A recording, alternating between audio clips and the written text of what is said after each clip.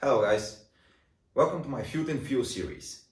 In those series, I will try to simplify how different foods and food components work, give you tips on how to balance your diet and what's important in order to perform, recover and eventually feel better and healthier. But before we start, I would like to remind you that you can subscribe to the channel and you can also ring the bell so that the bell rings every time back on you when I have a new video.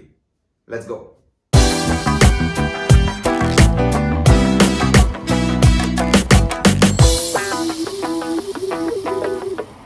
So, in episode number 1, we're going to be talking about carbohydrates, how we use them and how they help us perform better, especially when we're cycling.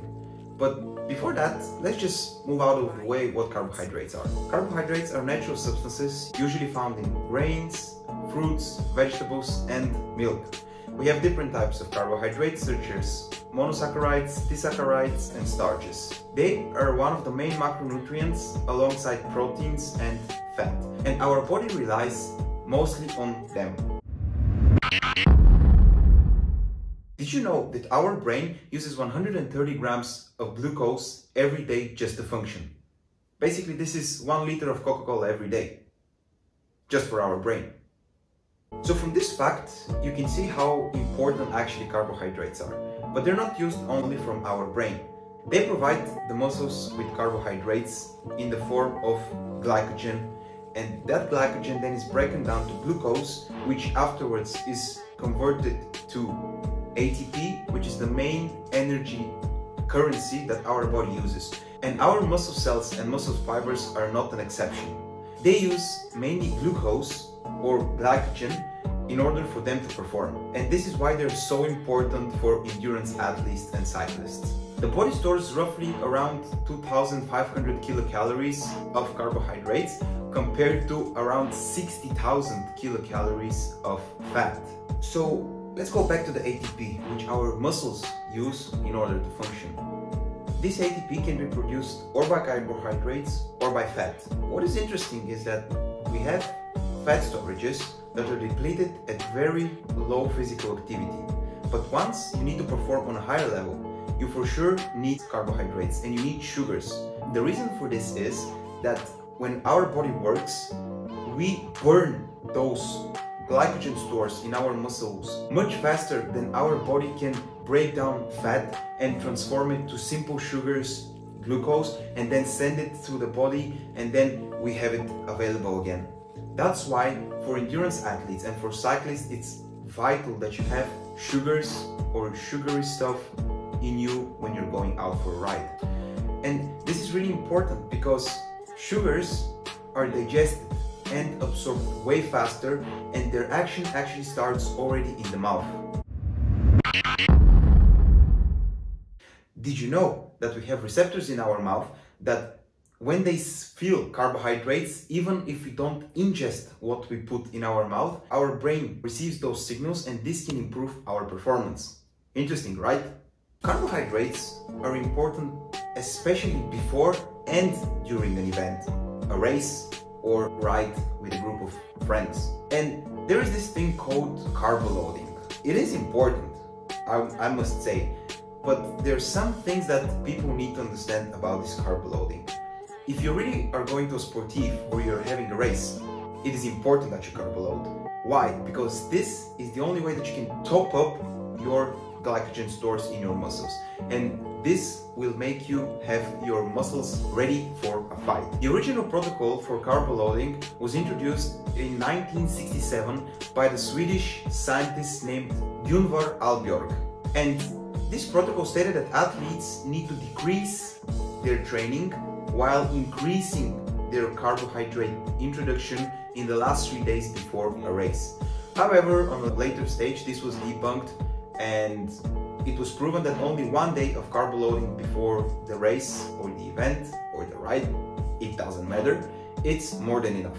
And by now maybe you're asking yourself how much I need to introduce for this carb load, or if I just want to have my muscles ready for a ride. Well, there are 2 stages that we can use. The first stage is having between 9 and 11 grams of carbohydrates per kilogram of body weight if you want to carb load. But if you don't want to have that much, or you don't want to eat that much, you can go with 7 grams per kilogram, and this should be enough. But bear in mind that you need to spend those calories that you're introducing, and if you don't do it, the sugars in the body cannot stay just like this, and they're transformed into fat, which is stored as a backup energy for our body. And this on the screen now is a diet that usually can be used as a carb loading for a person that is 70 kilograms and 180 centimeters. You can see we're introducing here around 700 grams of carbohydrates. But this is really for people that are going to have a really tough race or ride on the next day. Plus, that it might be difficult to top up your glycogen stores only by eating. That's why you can also introduce, and people usually do this, some carbohydrate drinks.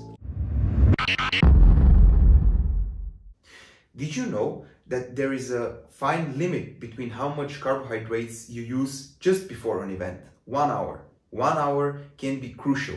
And it was proven by a study that was done in 1991 that 75 grams will perform better than 150 grams.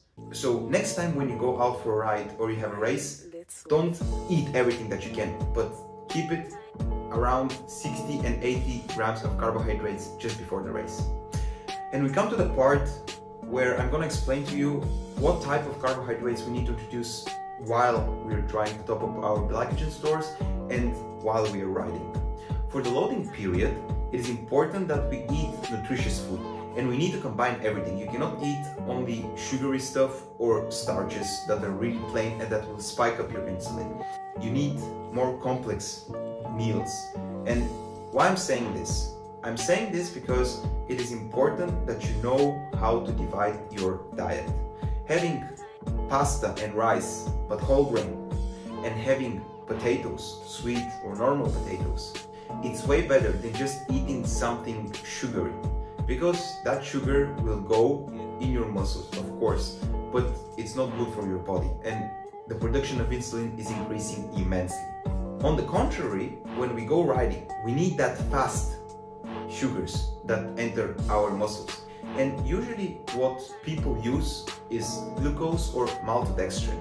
The later one became really popular because it's a polysaccharide, but at the same time has a really high glycemic index, which means that it's really fastly absorbed in the body, and thus giving us energy way faster than other sugars.